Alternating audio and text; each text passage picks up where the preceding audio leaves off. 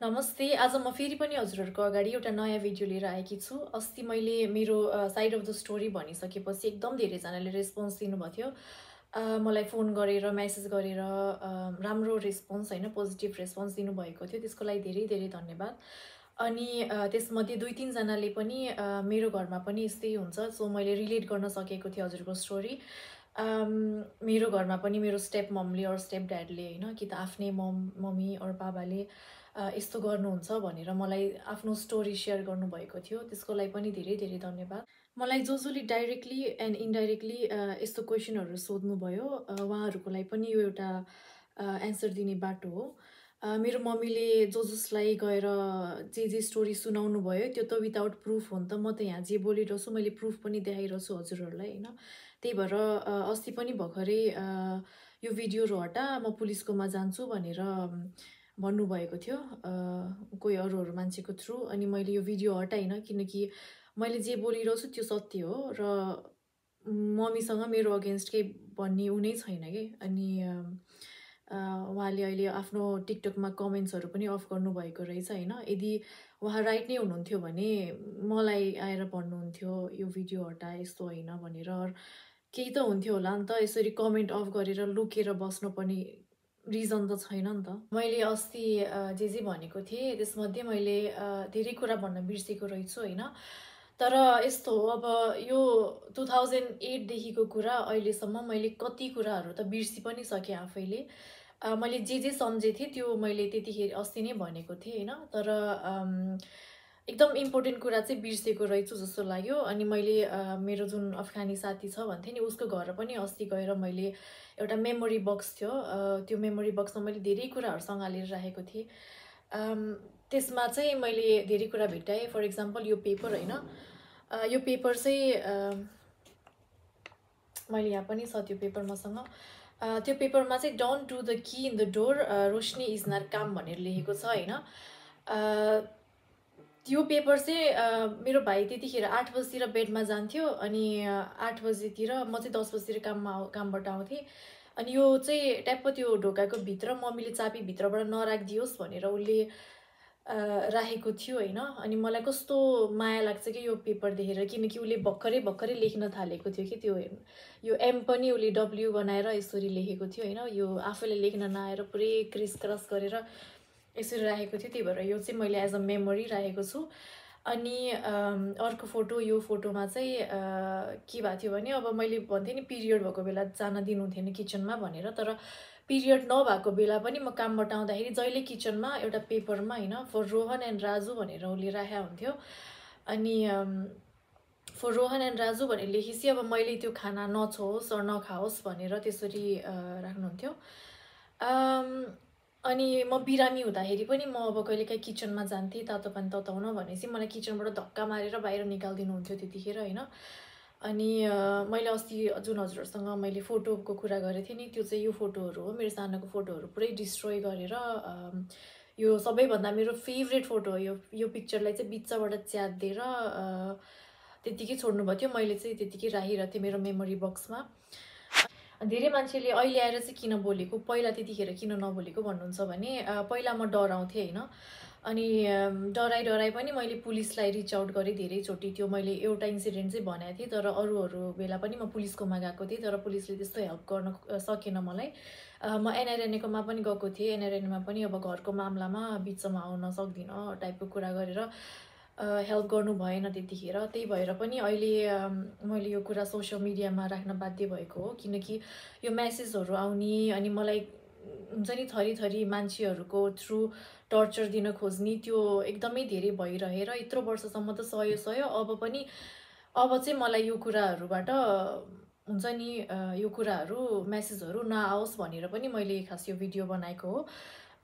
यो मेसेजहरू हजुरहरू आफै हेर्नु कस्तो खालको मेसेज आउँछ भनेर। एकदमै नराम्रो वर्ड युज गरे हुन्छ एभ्री टाइम। अनि जहिले पनि के अरे अनाथ होइन, शब्द अनाथ भनेर युज गरे हुन्छ।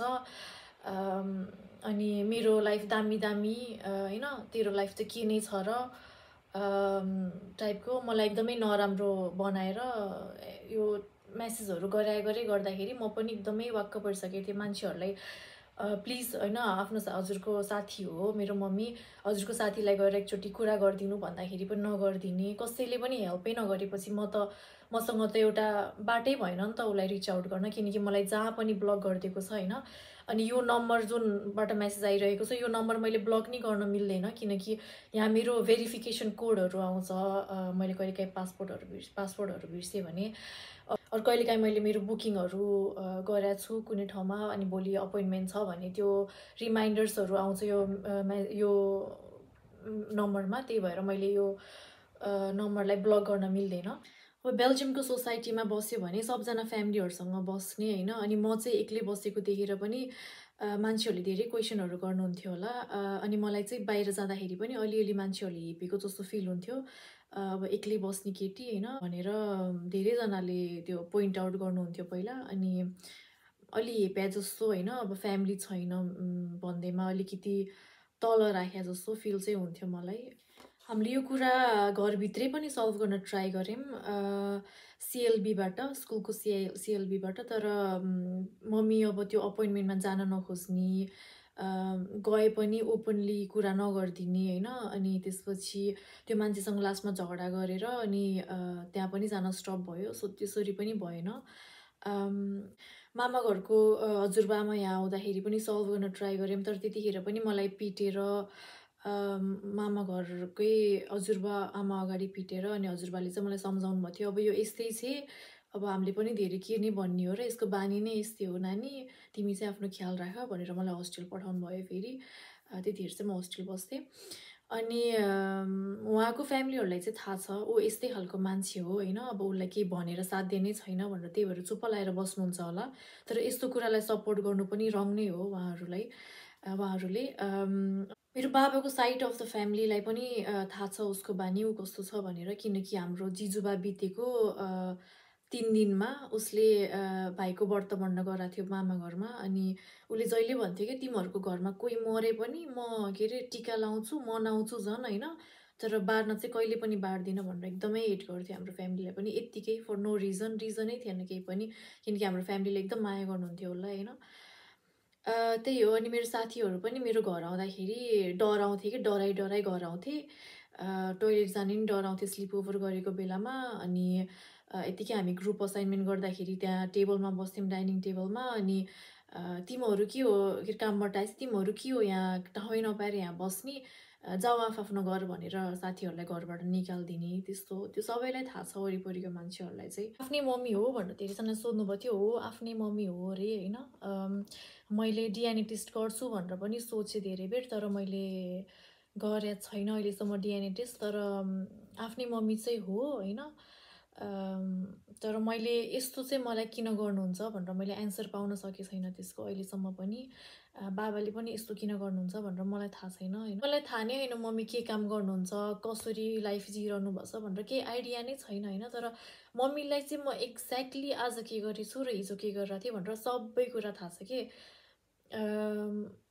त्यही भएर पनि मलाई अलिकति डर पनि लाग्छ, किनकि अघि नै मेसेजमा तेरो घर आएर टुक्रा टुक्रा पारिदिन्छु भनेर त्यसरी लेख्ने होइन। अनि एकदम के गर्ने कि त्यस्तो सिचुएसनमा पुलिसले भन्छ यो नेपालीमा हो, नेपालीमा लेखेछ, हामीले केही गर्न सकिन्न, कि त एकदम त्यो के भन्छ अरे एर्केन्द भर्तालरमा गएर ट्रान्सलेट गरेर लिएर आइज भन्छ। मैले एर्केन्द भर्तालर पनि खोजेँ, अब खोजेर उसले अब यहाँ बेल्जियममा त्यस्तो धेरै रहेनछन् एर्केन्द भर्तालर। फेरि मैले एउटा हल्यान्डमा चाहिँ भेटाएको थिएँ, अनि म टेक्स्टबाट त्यत्रो लामो टेक्स्टहरूबाट कुनै फिल्टर गरेर चाहिँ के अरे ऊ गर्छु भनेर जान्छु भनेर सोचेँ। तर अब अननोन नम्बरबाट आएको छ, जसको नि हुनसक्छ भन्छ। फेरि अब मलाई त एक्ज्याक्टली थाहा थियो कसको नम्बरबाट आएको हो भनेर, त्यहाँ कुनै मेसेजमा पनि उसको नाम पनि लेखेको छ क्या, मेरो नाम मैले यस्तो गरिनँ भने मेरो नाम यो होइन यताउता भनेर। अनि त्यो प्रुफ चाहिँ छ, तर मैले अब अहिलेसम्म हुन्छ नि यो कुरालाई इग्नोर गरेर अब आफ्नो कारमा आफै भोग्नुपर्छ, म चुप्प लाएर बस्छु भनेर पनि बसेको हो। तर अहिले आएर चाहिँ मलाई एउटा बाटै नभएर सोसियल मिडियाको थ्रु यो कुरा भन्न गइरहेको मान्छेहरूलाई, अनि यो एम्प्याथी सिम्प्याथी त्यस्तोको लागि पनि होइन, तर एउटा अवेरनेसको लागि र एउटा हुन्छ नि मलाई यो कुराको जस्टिस पाउनु त छ नि त कुनै वेमा पनि अब पुलिसले नगरे पनि सोसियल मिडियामा गएर यो कुरालाई राखेर एटलिस्ट केही हुन्छ कि भनेर पनि गरेको हो। त्यही भएर आई होप हजुरहरूले यो कुरा बुझ्नुहुन्छ अनि सपोर्ट गर्नु धेरै कुराको लागि सपोर्ट गर्नु भइरहेको छ, त्यसको लागि धेरै धेरै धन्यवाद। र म यो भिडियो यतिकै एन्ड गर्न लागिरहेको छु। अनि अघि नै भनेको मैले मेसेजहरू पनि स्टप गरेर एकचोटि राम्रोसँग हेरिदिनु होला। त्यस्तो मेसेजहरू आउनु भनेको नर्मल कुरा होइन, त्यो एकदमै धेरै आइरहेको हुन्छ। आई थिङ्क एभ्री मन्थ होइन, अब मेरो एक्जामको बेलामा पढिरहेको छु भने त्यस्तो मेसेजहरू झ्याप्प देख्दाखेरि मलाई पनि अब होइन इग्नोर गर्छु भनेर बस्दै पनि होइन, के रहेछ त्यो मेसेजमा हेर्न चाहिँ पऱ्यो है भने त्यो अलिकति हुन्छ, हेर्छु अनि त्यसपछि मुडै अफ हुन्छ अनि हुन्छ नि त्यो पस्दैन क्या जसलाई भने त्यस्तो मेसेजहरू। अनि त्यही भएर पनि हो। Thank you so much.